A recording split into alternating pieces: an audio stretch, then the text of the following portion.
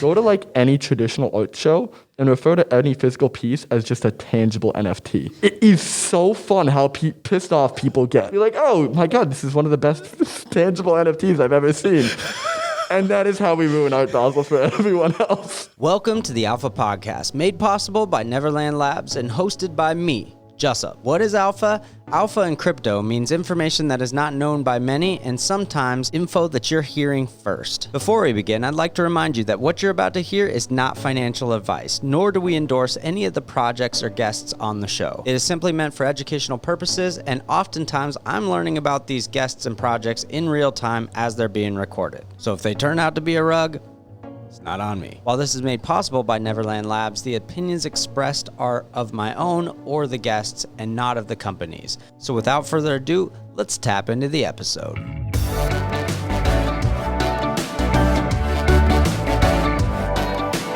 I feel like I'm in like an ASMR video.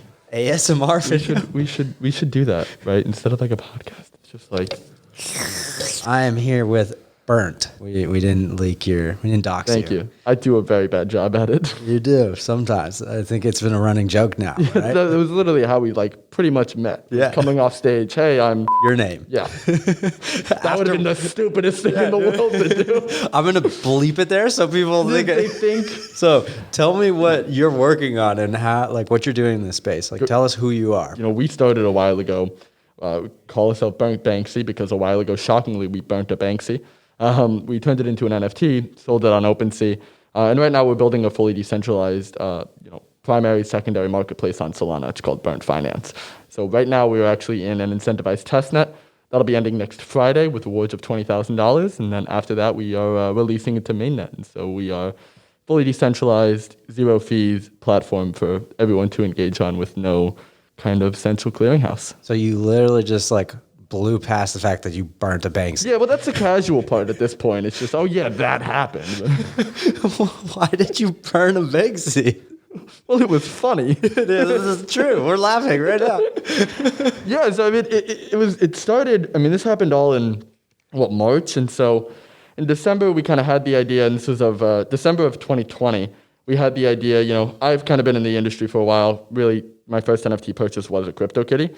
And with that being said, you know, I saw the validity of it. I was buying a lot. And I had a lot of friends and family that were like, what? Oh, we're cursing on this. Like, You're I'm okay. fine. Yeah, you're great. good. I'm like, what the fuck are you doing? I'm an adult. All right, good. Well, you never know. With that being said, if children are buying crypto, the children, you're ahead. yeah, good job. Proud of you. But with that being said, you know, I had particularly gotten a lot of flack for just being like, what is this? Why are you buying, JPEGs online?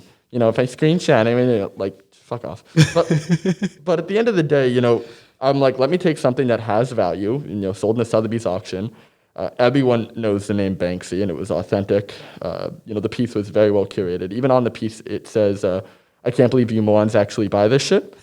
Yeah, Does it really? Yeah, it was totally a perfect piece. And that was trying to mimic, like, the traditional auction. And I go, take it a step further, let's do exactly Banksy's, kind of image, but for this new world. And it's actually really interesting because, I don't know if you guys are watching with the whole Constitution DAO thing, but earlier in the sale, Banksy was the first artist to ever do an ETH-denominated sale on Sotheby's. And really? Yeah, I didn't even have to tell him. Like, I know him, but if I did. Yeah.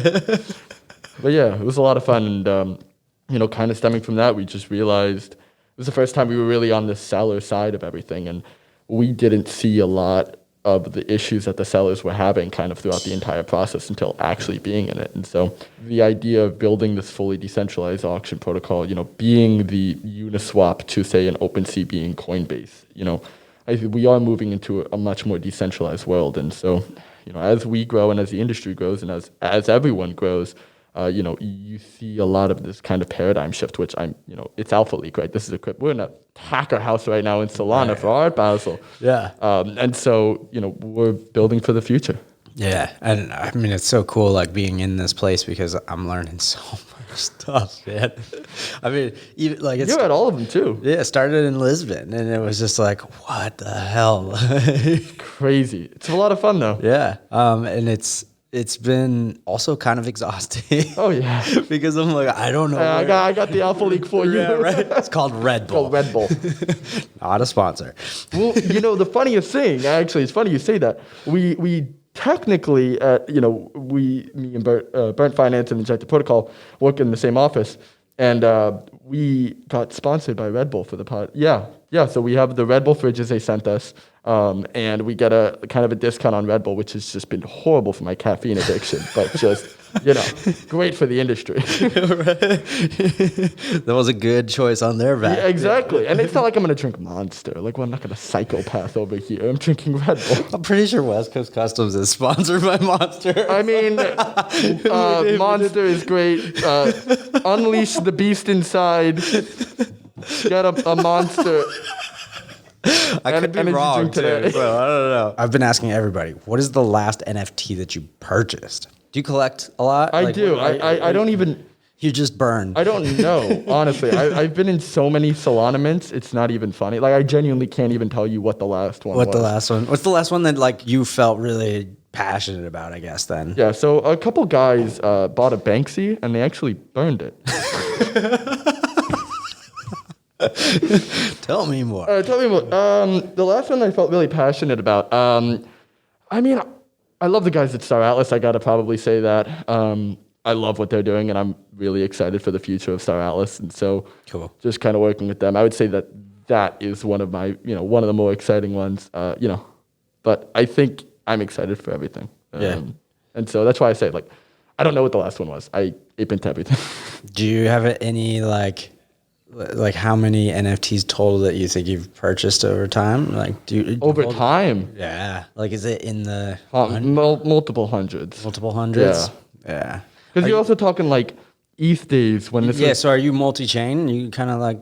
So like, I mean, it was ETH. Burnt Finance was originally going to be built on ETH. Okay. And this is really before we did a lot of exploration, and then kind of what we wanted to do, obviously with the gas fees, just didn't work on ETH, and so, before Solana, and funniest thing, a lot of early Solana projects, the NFT projects, are still fungible, which is fun to watch. But yeah, like when everything started, like CryptoPunks is an ERC20 token, because there was no 721 standard yet. Wait, really? Mm-hmm. That's why if you see a lot of bridges like Wormhole Bridge, they'll give you a little warning if you try to bridge over a CryptoPunk because it's not a 721. I did not know that. Yeah. That's the alpha leak. Yeah, right. You did start on ETH. Obviously, CryptoKitty was.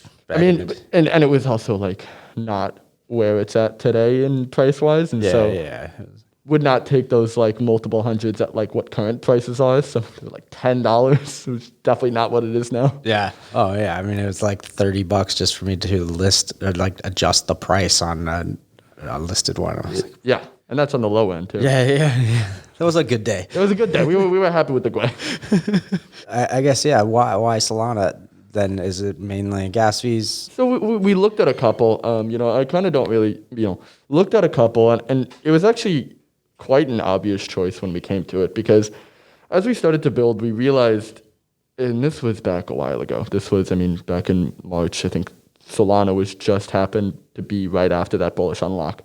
And we knew we weren't going to get the same wallet size on Ethereum, but rather than doing, say, like one $100,000 NFT sale, our market was going to be this, like 100 people giving $1,000 or vice versa. And so we looked at community at the kind of core of everything. And we looked at what the community would be and what the community was. And at that point, after making the decision on that, it was a very easy, hands down choice on Solana. And I think you saw this a lot. Like, I don't think I have to explain to anyone about how strong the Solana community is. Even when something's happened, everyone's looking up how to be a validator that day and being in the Discord and being in the energy and even being at like a hacker house here. Oh, Lisbon was like Lisbon was insane. Yeah, it was crazy. Well, my favorite thing about Solana Lisbon was ETH Lisbon was one of the 3 stages that Solana Lisbon was. Really? Yeah. Wow. With the LX Factory. So ETH Lisbon was all of LX Factory. And then that was just like one of those Solana stages. Right. It was packed. Every location, like, was packed. packed, Yeah. bro. And then you don't even count the people that didn't even go to those. They just went to the parties. It was just in Lisbon. Yeah. And networking, and like, it was crazy. I think for me, it was kind of a switch, because it was like, holy cow. And not only is it people who are passionate about Solana, it was people building. Yep. So there was so much building going on. Yeah. And that's what was crazy. We should get Owen in. Oh, he definitely is. Yeah, so he's going to be on here. Beautiful. Yeah. Yeah, it was crazy. Yeah, and I think it was also, I mean, you're starting to see a lot of conferences happening again. Yeah. I think like the first real one that we saw was Bitcoin Miami, which was still like a little taste, but seeing everything kind of, especially in Lisbon, just really being invigorated again and getting that spirit back it's just important. Right. You know, not even good, it's just important to get that, because otherwise I wouldn't be here sitting having this podcast with you, because we met in Lisbon. I guess what are things that excite you in the space, and where things are going in general? God, everything. I mean, I'm biased, right? Because when I talk about, I am in my little niche of kind of this bubble of NFTs, but I think that niche is kind of a very big focus point. And you are getting this definition of like DeFi 2.0. And we have been saying for a while that NFTs really are the Trojan horse of DeFi. You know, you look at Axie Infinity, it is a DeFi protocol that you're interacting with. You know, masked as a game. You're making money, you're renting, there's everything on top of that. And I think that transition of this, you know, really monetizing of like look at what Top Shots brought in, look at what everything brought into the crypto space, and compare that to anything else. You know, we understand that that's our way into retail, because it's easy, it's understandable. You know, you get something of LeBron James dunking, but you say it's an NFT, you know, that power of LeBron James dunking is a little more powerful. And then you come for that, but you stay for everything else. And then to realize there's a whole world out there, right. You know, we're right at this precipice of that paradigm shift, which is what I'm excited for. Yeah, and I think a lot of it too, we'll end up seeing is people are going to be using it in their everyday lives, but not even realizing it. Yeah, I mean, it's like I mean, look at what internet companies are, right? Yeah. Well, I mean, you would say. You look at Amazon back in like 98 and be like, oh, look at this internet company. Yeah. And now it's just Amazon. Yeah. You're going to have these, obviously, shifts, right? Web 1 to Web 2, Web 2, and obviously now to Web 3. And no one knows about this. Right. No one's sitting here and be like, am I interacting with a Web 1.5? Like, yeah. No one cares, but you want people to not care. Right. Because at the point of not caring is the point of mass institutional adoption. Yeah, and it's seamless, and exactly. It's easy. And I think we are on a great place in it, because, you know, we can capitalize on it. We can leverage it and use it to dictate where the space goes, really. I mean, like... We're writing the story totally. As we speak. Yeah. Which is the best part of this entire thing. I know. And what's really cool is, like, it's this particular moment in time has... It's almost been like a neutralizer, right? Like, the people who have money now are not the same type of people that had money in the past. No, not at all. And I mean, the Web3 industry and allowing people to actually be a part in what they create and what they own. You know, I hate to be cliche about this, but, you know, giving people, like, getting the power back to the people, not to, you know, quote GameStop here, but, you know, is extremely important because I think this is one of the solutions to, you know, something that would otherwise end up being really bad, where the people were no longer renters, we're the builders, we're the owners, and we own what we build, and, you know, seizing the means of production. But it's happening. It's like, I mean, as cliche as we want to call it, it's still, like, a lot of this stuff is happening. And, you know, I see people complain on, like, Facebook about, especially through COVID. And I think there was a lot of people that saw this opportunity to kind of seize the bull by the horns. Yeah, that's right. The bull market by the horns. Yeah, exactly. You know, to kind of take that into perspective, you know, people don't understand blockchain still. Yeah. And so, like, I'll talk to someone who's, like, familiar with the medicine industry, and, like, they think they've, you know, struck gold because they're like, medical records, but hear me out, on the blockchain. And I'm like, you know, it's public, right? But, like, to be able to do this and things like voting and a lot of that, you know, you really, and that is just a consumer application of ZKPs. And I'm so excited. I mean, even on our end, to be able to do, you know, something like a sealed bid auction or Victory auctions or anything like that, where price can't be determined preemptively, and you have this obvious like proof of history verifiable delay function.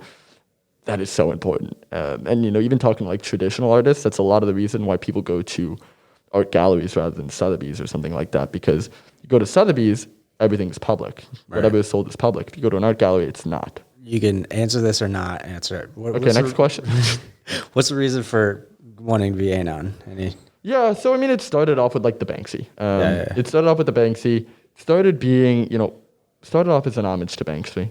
And then I think, to take what we had with the Banksy, and a lot of it was, we wanted the piece to be the center of attention. Right. We wanted the piece to be the focus. And, carrying that over to Burnt Finance, I'm an insignificant person. And so to be able to have everything onto Burnt Finance is so much more important. I'm not here for this kind of personal fame or what have you, or I don't think anyone on the team is. We're trying to build something really awesome. We're trying to build something groundbreaking. And at the end of the day, that is all that matters. Cool. That's a cool answer. And I like the sunglasses too. Are you going to burn anything here? In Miami? Yeah. Oh yeah, I already got a sunburn. No. Little did you know, this is also a comedy podcast. I hope everyone else isn't like really serious. I'm just like the fork in the road. Yeah, right. like, whoa, who's this guy? Like a comedy warning on this. Why did you bring him on? Yeah, last time in Lisbon, we burned Bartaj's shoes. Jordan was supposed to mint that video that I made. I know. And he has yet to do it. We'll get there.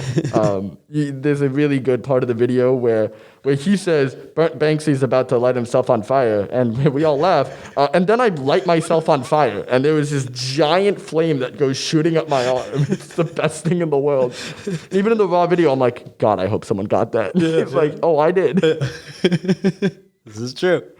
It's great. But yeah, hopefully I was talking to Bartaj, I think a hat was mentioned, but we need something iconic. Yeah. Also, for everyone who's in Art Basel right now, this is such an anecdote. What we should continue to do, and I've been doing this because it pisses everyone off, go to any traditional art show and refer to any physical piece as just a tangible NFT. It is so fun how pissed off people get. Be like, oh my God, this is one of the best tangible NFTs I've ever seen. And that is how we ruin Art Basel for everyone else. Every artist loves you. Everyone loves me. But that being said, we'd like to burn a tangible NFT. Oh my God. Oh, incredible. So he's welcome to all parties. Every gallery loves him. They do. Coming in with a kerosene bottle. I've been to a bunch of art galleries, just obviously doing Call It DD, but just seeing the traditional market and see how we can break in. I don't go without a lighter, just out of pure comedy for myself. Just walk it in. Click. And I had the Zippo lighter with the Burnt Finance logo engraved on it. Oh, it was beautiful. The hat that said burn shit that I don't have on right now. I think you were wearing it in the video that we were just talking about. Oh, I was, yeah. That's funny. Oh man. Well, I am super grateful for you to come on here and take the time, man. Dude, yeah, it's been it's a lot of fun. I'm so happy we met, and this was one of the more fun podcasts I've ever done. Totally. And it was informative too. I think we got through a lot. Totally. It's fun, it was informative, and I'm glad we met too. It was cool. We kept having these run-ons, and every time it was right around when you were messing up your Anon status. And it's always you're always there for it. Which is the worst part, because I'll be like, hey, fuck. And then you'll look and laugh, and I'm like, come on. I was just... It formed a bond, bro. It did. It was just an ongoing joke at that point. I know. And it's continuing. I know. I think you knew my real name, before I knew your real name, just out of pure accident. And I'm the one in the hoodie. Right. Which in Miami, let me remind you, is not a fun thing to do. Yeah, right. This was brought to you by Neverland Labs and Kiyomi. Neverland is a Web3 gaming studio that is building a customizing, collecting, and racing metaverse. There will be worlds from partners like West Coast Customs, the MetaWhips, Crypto Dads, and many more. You'll soon be able to tour the alpha map, play mini games, and watch the construction being built by picking up a MetaWhips NFT today. Kiyomi is the new standard in social wallets. A fully immersive experience to hold, showcase, and interact with your NFTs. Unlike your existing wallet, Kiyomi allows you to display your NFTs in augmented reality, play minigames, vote in your DAO, all within the app, and so much more. Oh my god, that was so many lines, and it's so late at night. So this is actually a two-part episode with Burnt Banksy. We recorded the first half in December of 2021 at the Solana Miami Hacker House, and then the second half at the Chicago Hacker House, January 2022. So also, he's Anon, which means anonymous. Out of solidarity, he asked me to wear a ninja mask, the mask that he's wearing, a balaclava, not to be confused with the Turkish delight baklava. So that's why I'm wearing the mask. Get to that episode. We're back. This is actually just an update with Burnt, also known as. He is making me wear this. Well, to be fair, right now no one knows who Burnt is. Yeah, no one knows who he is, but why am I wearing this? Well, I mean, why am I? I'm Justin right now. Tell me a little bit more about what you did with the Banksy piece. I think that was really interesting. So I'm getting in his element in his head, and I don't perform well under pressure, and he's just making this whole experience a lot better. When your friend has to have their head shaved and you shave it with them. Exactly, right? It's compassion, it's solidarity. You could take that off now. It's a little. It was a production. I'm going to keep it on. Thank you. Yeah, I appreciate that. I got you. Of course. All right. So we just wanted to do a quick update on what you launched. We fully launched. Today is Thursday, January 20th. I'm not going to do the math in the days because I'm exhausted. Shout out Red Bull. But on Monday we did this last time. Oh fuck! Shout out Monster. Damn it. Monday we released our news for our latest fundraise, led by Any Mocha Brands. And then we also, in the same tweet, announced that our mainnet was now live. And so, a lot of what we're going to be doing now, kind of the conversations I'm having. We're also here in Chicago. And so speaking on a few panels, doing a product demonstration, but a lot of now the focus is really just kind of honing in on the mainnet and, making the best user experience possible. Why does your mask stay fine, but my mask just doesn't? I'm the one who's supposed to work with the mask. Sorry. I do better being Anon than you do. You know that's a fact. Let's recap on what your platform does and what why this is important. Absolutely. So, why it's important. It's not. And what was the next question? We built and we put out a fully decentralized marketplace for NFTs on Solana, composing of English, Dutch, and buy now auctions. I think this is important really as it just kind of marks the first milestone in kind of where we see Burnt and where Burnt is going. Yeah. A lot of where we go, and if you we've been dropping some hints about our kind of foray into DeFi. And we're very excited because I think, kind of with the marketplace shows this kind of foundation of where we can build on from here. And I think when we do look at what Burnt Finance is and when we hopefully do this next conversation, it'll be a lot more different than, this is a marketplace on Solana that's decentralized. I think there's a lot of value that is completely locked up in NFTs, and we can go into this a lot, but, there really is this mental discrepancy between people, who really want to hold their NFTs and being able to unlock the value there. Right. We kind of see rates being high, there's a low liquidity, and, we at Burnt Finance, especially being this decentralized position, really feel that we're in a key place to take over this opportunity. Do you have some NFTs that launched with Mainnet so that you can go right now and buy them? So everyone can post. Obviously there's no application process. There's nothing there. We are working with some pretty cool projects and getting some stuff out for you guys. But kind of starting off day one, didn't really get anything. We just wanted some of the users to kind of experience the platform. But I think, especially in the next week, 2 weeks, you're going to see some really crazy overhauls that we've been working on that we didn't want to release immediately, along with some really cool projects. Is it going to be solely focused on art? Or is it kind of open? Yeah. Okay. But now it's going to be focused on art. Having Any Mocha let our last round really kind of shows the direction that we're heading in, and that, of course, being GameFi. Mm-hmm. I think we're talking to a couple projects and a lot of the guys in the space I really, really enjoy talking to. The unfortunate situation is we're not there yet, right? And I think when we talk about like projects that are kind of coming out, the ones that are coming out are the only ones on Solana. And it's interesting because it puts us in a really unique position where, for a while, everything's kind of been up in the air, but now we're really starting to see some, fortitude when it comes to a lot of these games coming out and a lot of the applications that kind of come with it. And so, I think a lot of this kind of has to do with like, skate to where the puck is going to be rather than where the puck is. Yeah. And we do see kind of this GameFi initiative really as that. Because games are hard. I mean, it's going to be hard to build an A1 game. Like everybody wants to build a game. Everybody's dropping something, but like we all know that it's going to take time to build really good games. Exactly. I mean, even look at Axie Infinity, which is like arguably a really bad game, but at the end of the day, like they perfected the model, right? Like if you want to think about, when you think about like major innovations in crypto, right? Like you have obviously like Uniswap with an AMM, right? You have so many interesting innovations. Ohm with the 3-3. I mean, really coming out with a punch.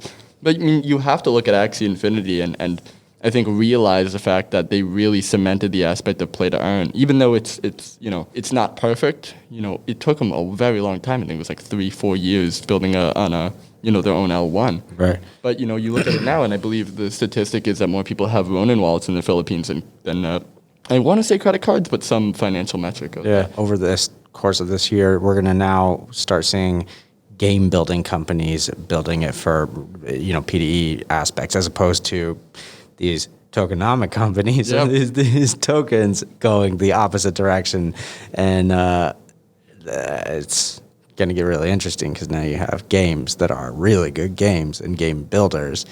And currently that's not very often what we're seeing. I mean, listen, if I could have gotten paid for playing video games in middle and high school, I mean, I would be on a yacht in Monaco right now. Like your mom would be proud. I mean, for once in my life.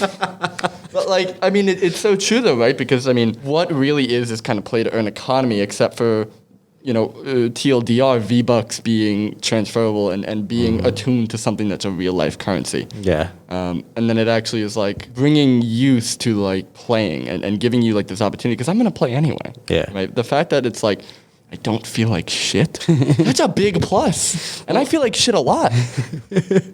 Oh, this is where it spirals now. This is where we go into this, and it's just, we're going to go into nothingness. It's interesting because, if we talk like from a philosophical standpoint, like where do jobs begin to go? Or as we see AI replacing significant amount of human jobs, there's talks of like universal incomes and things like that, but people are still going to need to be productive in some manner, which I think there's going to be jobs in the metaverse and in these digital spaces, and that includes playing games. That also in turn has some sort of utility, whether it's like mining stuff as you're doing it, like it's providing some sort of still ability to work for doing something. So here's like the interesting point on that.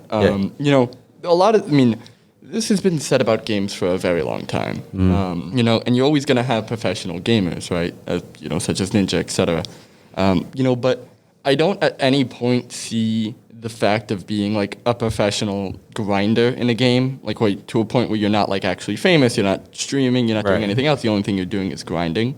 I don't see that as like a true money-making opportunity, especially just because, the time value of money on that is just not worth it. What I do see is it just provides a way because, to my point earlier, I was playing hours of video games anyway without being paid, and so it's just having that extra oomph, if you would, to do what you love while also just happening to make money off of it. It's really, it's interesting. But even, look at the median level income of most people in America. People are making like $15-20 an hour, which equates to what, like $42,000 a year? I don't think it's crazy. I mean, we're in a room full of hackers and people building real shit that are all making probably more than $42,000 a year. And just to even go, hey, you could replace your income going and selling coffee or whatever it is you hate at your job, and now you can replace that with playing games. I don't think it'll be a replacement. It's just not. I think it's like $2 an hour was the equivalent for an Axie. Really? It was low, right? So it's definitely not enough to say replace anything yet.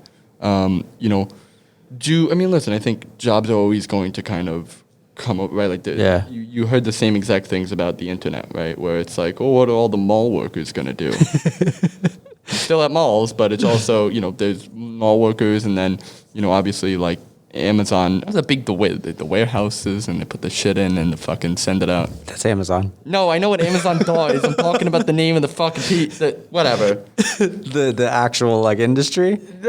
Whatever. Let's just drop this point. I feel like an idiot. I don't remember what like a supply chain worker, what that term is. But that. Yeah. I think aside from like to go deeper into your question, I think it's more of a political question, right? Where it's we've seen the monetary supply increase so much, yet minimum wage remains exactly the same, and kind of sees no benefit or anything to, or even reflection to the actual, the level of increase in inflation, right? Yeah. And I think that's where you start to see the problem, where it's like minimum wage is just, at the end of the day, it's just a number, which is bad, right? Because it doesn't reflect anything in terms of like actual spending power or anything like that, right? And so when we are talking about this quote unquote minimum wage, I mean, realistically, a lot of the big points of that was just to kind of get away with cheap labor at this point, right? Right.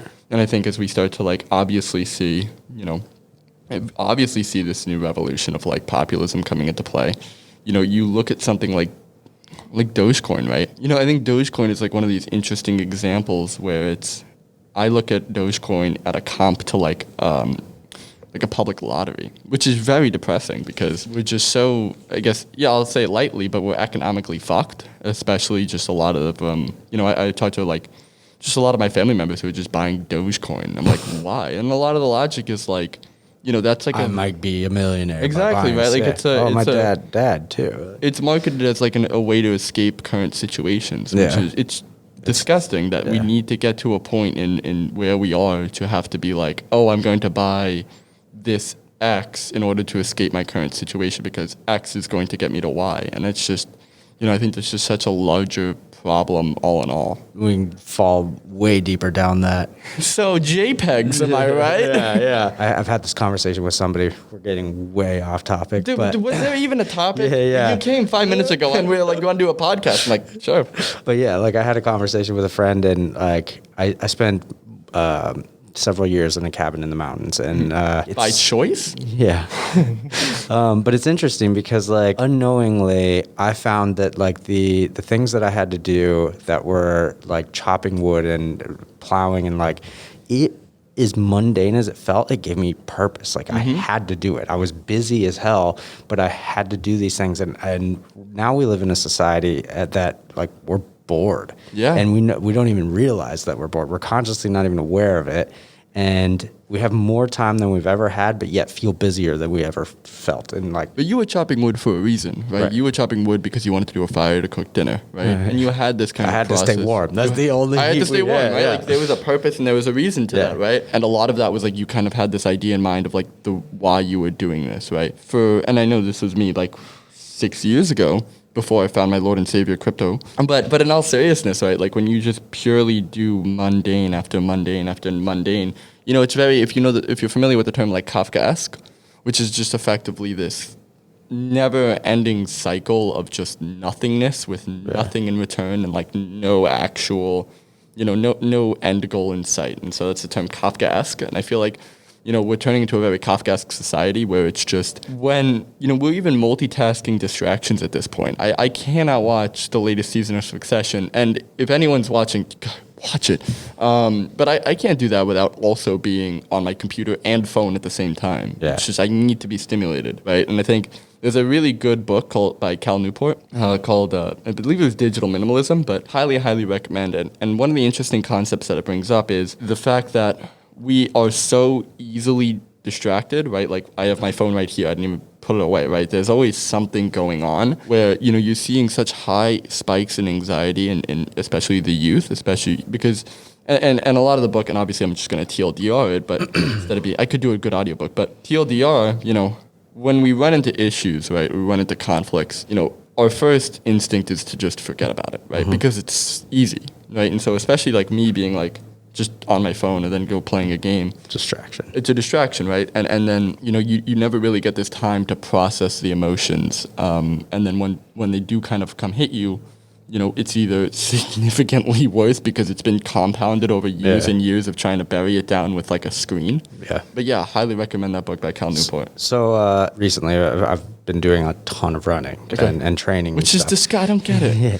But I was trying to explain this to some people because that's their same response. Don't even try it, bro.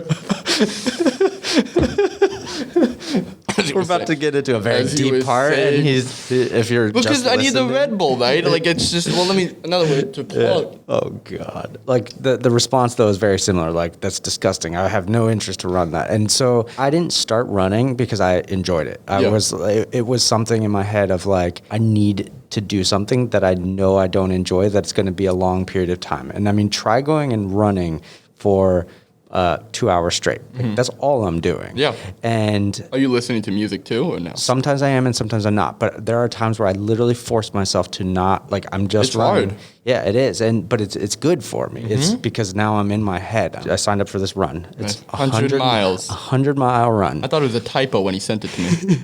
I have 36 hours to do this. Imagine doing one thing, any one thing for 36 hours straight. Yeah, I know. We launched Mainnet on Monday. Like lay in bed for 36 hours and you'll go crazy. These are the things that I've been like pushing myself to do to find these because it's something that goes against everything that we do. Yeah. We're not, like you said, we're overstimulated in everything. And now I'm finding that I have to force myself, especially if I'm not listening to music. They call it compounding dopamine. So like if you get a dopamine hit from working out and then you get a dopamine hit from listening to music and then people will take stimulants like pre-workouts, you're compounding all these, you're layering these, and now your dopamine hit is so high, which is also watching Succession, getting on your phone and your laptop, you're compounding and layering these. So then your baseline or you get the spike in dopamine and then it goes significantly lower than your baseline. And so one thing I've been practicing is how do I blunt my responses? Yeah. Yep. So it's like one time I'll listen to music when I run and then the next time I won't. Yeah. And then it's like just trying to make sure that I'm not over spiking this dopamine because then you have this low. Personally, I'm really focused on chemical control within my body, and that's why I'm doing all these crazy things. Yeah, no, it's very interesting, I think, from the perspective, right? Because for me, it's my days go. I live in New York, right? And so I wake up, I take a shower, I live a block away from the office. I go there till whenever, right to bed, back up. Same thing, 7 days a week. Yeah. It's tough to be in this kind of clear mental mindset like this entire time, right? And so if that means like taking an hour to meditate every so often or doing like a dopamine refresh, and I feel like a lot of like whenever the concept of like burnout comes up, I think it's a lot to do with that dopamine spike because 100%, this shit gets exhilarating, right? Like I was invited on a ski trip. Right. And normally I used to love to ski, but that just doesn't sound interesting because, I'm stressed like 90% of the time. And so like to then go on vacation and then be stressed just doesn't correlate well with me. And I realized even the music that I listened to, right? Like when I would listen to music that I liked, it would be very hard to get like some work done, right? Yeah. Like even though I felt like I was energized, I felt like everything was good, right? Like right now, I have two things that I listen to. It's one that is just alpha waves, pure meditation, and that would probably be if you look at my Spotify Wrapped for like the last 3 to 6 months, it's just pretty much that on repeat. That's dope. And then if it's like 4 a.m. and I'm exhausted and that's just putting me to bed, I have this one playlist which is like, what's the name of it? POV. It's 4 a.m. and you have to. And there's merge errors when you're trying to push to master. And it's just like through the fire and flames, like it's just the best. And and that's it, right? But I feel like especially when you need to make clear decisions and you need to be clear, it's very difficult to do that, especially when you just have. And also, I totally recommend putting time limits on everything on your phone. Just to round the entire conversation, I think this is something that this space in general is like I was talking to some other people, and I'm like, I think we're going to see a massive burnout rate in this space because it is like even just NFT collectors and everything. It's crypto doesn't sleep, and people's health becomes secondary, and mental health is like going to just plummet because mental health is laughed at. Yeah. And the other thing is like, I mean, we literally call ourselves degens here. Yes, sir. Yeah. But I think you're going to see a massive crash in people. You saw that in 2018, right? Where it's, this is easy to do. This is very easy to do when everything's going great. Right. When everything goes to shit, it's hard. Yeah. It's really hard to wake up in the morning and just continue the gas pedal. Yeah. Because, right now you look at the gas pedal and you just see everything, you see and you have the hope. But there's going to be a point, just as there was in 2018, there's going to be a point where that hope is gone, right? You're going to see a lot of people not make it, right? Yeah. And I loved, wag me. But at the end of the day, you need to understand that good, bad, or indifferent, you need to keep the same level. Yeah. Maybe it's not 100% go all the time, but if you at 80% go, right, and you can manage that, and of course everything's personal, right? Like some people do good at 90, 100% go, right? But if you need to be at 20% just to manage, that's so fine. The key of everything here is longevity, right? It's nice to get a token out and the number go up, but at the end of the day, the companies that survive, and this kind of just goes to founders or someone in general, right? Like the companies that thrive are the ones that survive. Right. I think one of my favorite examples is like Matic, right? Where even back in 2018, Matic was laughed at, right? Polygon at the time was just kind of laughed at, right? And they were they were thought of like this scam project, but Sandeep and all these guys were just putting their heads down, keeping the grind going, and now, look at them, right? I think you see that a lot, and I think every company, every whatever, and this doesn't have to be crypto related, whatever you're working on, and I think it's crypto nice because, everything's crazy right now, but you need to hold, right? And I don't mean that in like just pure terms, and I think one of the best quotes is, life is so long, but in the end, the race is only with yourself. And I think that's a really powerful line because, the only metric you're comparing yourself to should be you, right? Like looking back, this is where I was, how much growth have I achieved, right? Looking around and kind of, because everyone's lying, right? Like no one's doing amazing. If you're telling me you're doing 100% amazing, fuck you. No, you're not. I feel attacked.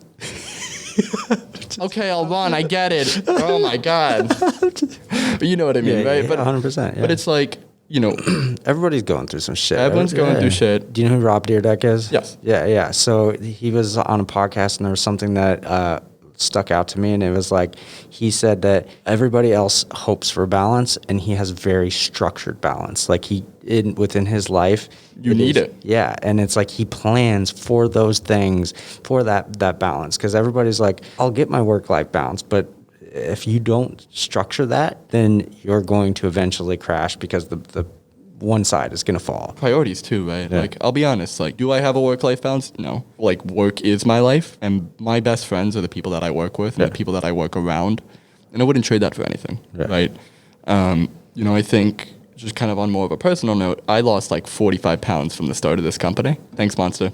But, but a lot of this is like when I was, TLDR, I gained weight working out, lost it, effectively returned back to the mean, which wasn't like I just flat out lost it. But I think a lot of it's like when I work out now, it's not to like gain muscle, it's for me to get that mental clarity. And I find that I get most of the mental clarity via running, right?